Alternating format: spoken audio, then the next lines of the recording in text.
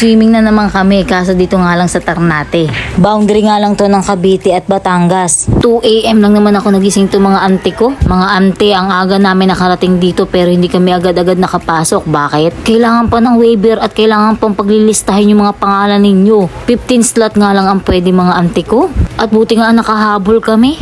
Kung may kasama kang foreigner na ko, hindi allowed. Kailangan purong Pilipino ka. Mahigpit nga dito guys, public siya pero parang private. Hindi ko na lang sasabihin kung bakit. Kung gusto nyo malaman, PM nyo ako, wag kang chismosa. Ang tagal pa nga nang inabot namin dito para maghintay kung anong oras kami papapasukin. Sobrang dami namin dito pero grabe guys, ang hirap talaga makapasok. Dahil kahit sobrang yaman mo pa ay hindi ka talaga basta-basta makakapasok.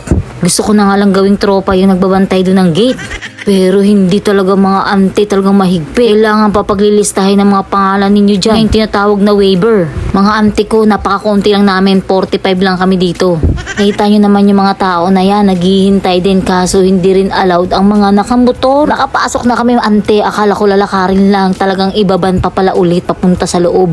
Hindi basta-basta kasi talagang gubat siya. Ay naku, sinasabi ko sa inyo. Yung nag-hiking ka na, nag-climbing ka pa. Opo, grabe, double kill.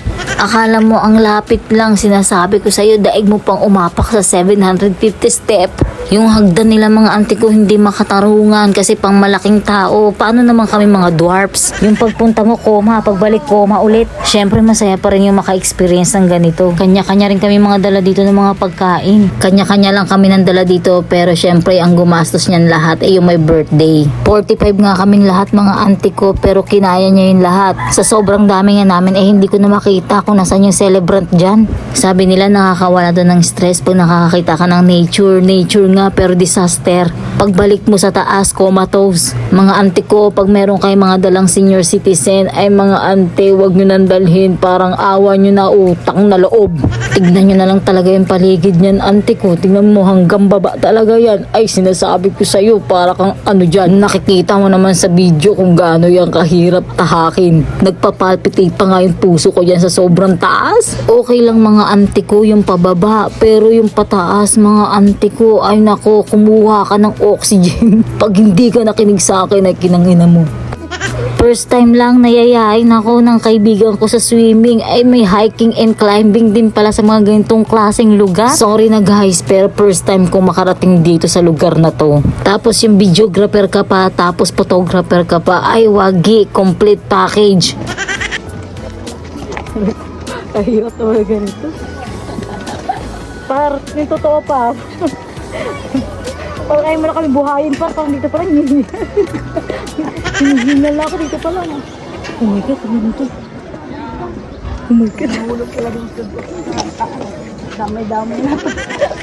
Patawa din ka. Kaya magpatawa eh. 5 kilo pa naman yung git-git niya.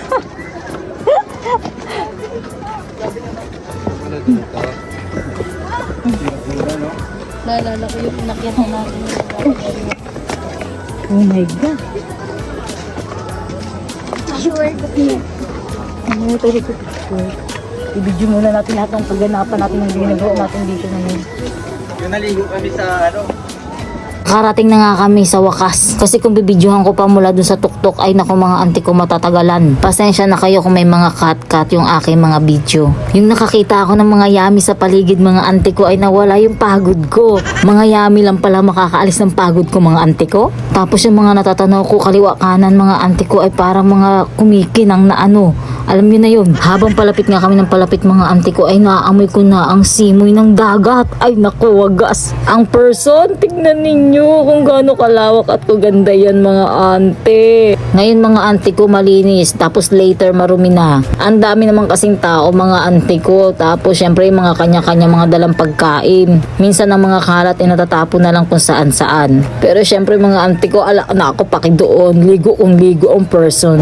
Sobrang ganda talaga dito. Ay, sa una lang pala yung papahirapan ka, pero pagdating sa huli ay talaga namang napakaganda. Tanggal talaga ang puyat at pagod mo mga auntie ko, tingnan nyo naman. Nire-ready na nga namin yung mga pagkain namin dito mga auntie kasi halos mag-alas 10 na rin. May limit nga lang palang oras dito mga auntie ko, hanggang 5 PM lang pala talaga dito. At bawal din nga pala mag-overnight dito mga auntie ko, kaya sulitin nyo na hanggang mag 5 PM. Ang entrance fee nga pala dito ay 100 pesos. Pag 1 to 3, 4 wala pang bayad, pero 5 to up na ay may bayad na 100 pesos. Pero mga ante ko, bahala ka kung saan ka pwesto dyan, walang bayad. Tara na mga ante, ay kakain na talaga ang person. Siya nga pala yung may birthday. Happy birthday sa iyo par, salamat. Tara na mga ante, kain na tayo, lapangs na.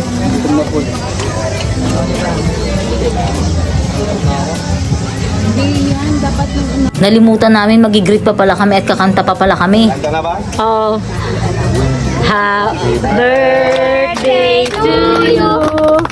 Happy birthday to you. Happy birthday, happy birthday, happy birthday to you. Sapa, happy birthday to you. Happy birthday to you. Happy birthday, happy birthday, happy birthday to you. Happy birthday. Happy birthday. Lola Par. 1, 2, 3. Wish mo muna. Ay, isa sa isa. Kain na na. More benta! O syempre pagkatapos ng lahat, magpa 5 PM na to, kaya nag-aasikaso na kami para makauwi na kami. Kanya-kanya na rin pala kaming ligpit dito at kanya-kanya na rin kaming hanlaw. Ang saya talaga ng moment na to, grabe. Wala talagang tigil ang tawanan namin dito mga auntie ko. Halata naman na hapon ng mga auntie ko at wala nang naliligo kasi nga hanggang 5 PM nga lang. Pabalik na nga kami sa bundok at ayaw ng aming tatahakin, pataas na. Kaya bahala na lang talaga, talagang nakakahingal talaga to. Gawan? Wala namang itataas to. Gawan? Ang babaw. Hari ko, Diyos ko Lord. Yung balakang ko, tangina, sakit na agad.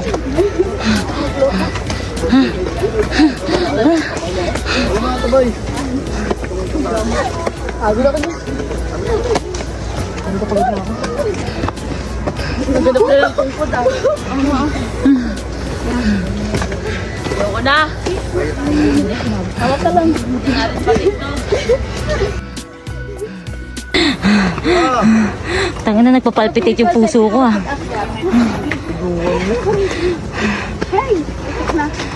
Water break. Lord. Oh Lord. Ay, tangina, laki ng hakbang nito. Kaya ko to? Ayaw. Ayaw. Ate baby, ano? Ano? Ay, Diyos ko Lord. Pahinga, kaya. Binaba namin dito, hindi lang ganito. Buwis buhay. Patit, paan pa yung patinik, no? Walang trip. Hindi na. Talagang kinaya yun, kailangan tayo pahinga eh. Nasa tuktok na nga kami at nararamdaman kong malapit na kami sa sasakyan. Medyo mahaba-habang lakaran din itong mga auntie ko. Ay naku talaga, sinasabi ko sa inyo. Panoorin mo na lang itong video mga auntie ko kung may bahala kang pumunta dito.